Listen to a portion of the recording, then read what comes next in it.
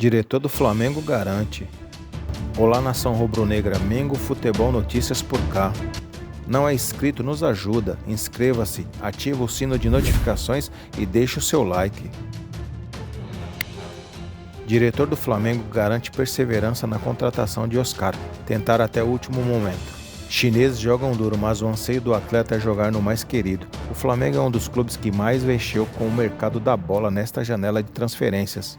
Até o momento foram confirmados 4 reforços com o mais querido, que também mobilizou a saída de muitos outros atletas.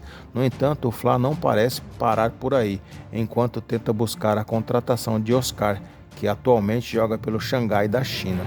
Segundo o vice-presidente de futebol Marcos Braz, o meio-campista pode ser a surpresa na reta final das negociações no futebol brasileiro. Acho que o Oscar no mercado de transferência pode ser uma agradável surpresa. Vamos tentar até o último momento. Ele quer jogar pelo Flamengo e nós o queremos. Os chineses são muito difíceis, não querem deixar o Oscar jogar em outros clubes brasileiros. Não é só o Flamengo, disse o dirigente em entrevista à jornalista Venan Casagrande. O trunfo do Flamengo para a liberação e contratação do meio-campista foi a vontade de Oscar de jogar pelo clube. Vale ressaltar que o jogador está no Brasil e já estabeleceu contrato com o mais querido. No entanto, para concluir a transação, as partes aguardam apenas a devolução dos documentos da equipe chinesa. Depois disso, o brasileiro de 30 anos poderá ser anunciado no Flamengo. O staff do Oscar já tem a notícia do Xangai de que o atleta pode jogar pelo Flamengo até o final do ano. Por outro lado, os chineses ainda não enviaram os documentos necessários para o acerto. Devido a esse impasse, o empresário do jogador pressionou o diretor asiático a entregar a papelada e concluir a operação o mais rápido possível.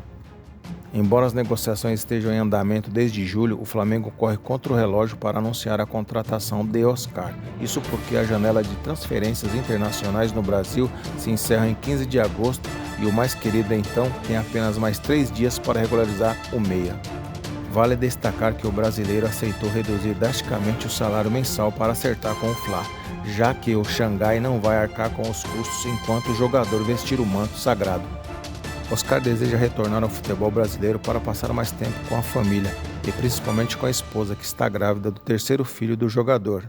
Sabendo deste motivo, o Flamengo entrou em contato com o meio-campista e fechou acordo com o jogador para vestir o manto sagrado até dezembro deste ano. No entanto, o time chinês ainda não liberou o atleta oficialmente. Nação rubro-negra quer ver o Oscar no Flamengo? Comenta aí abaixo e até o próximo vídeo. Valeu!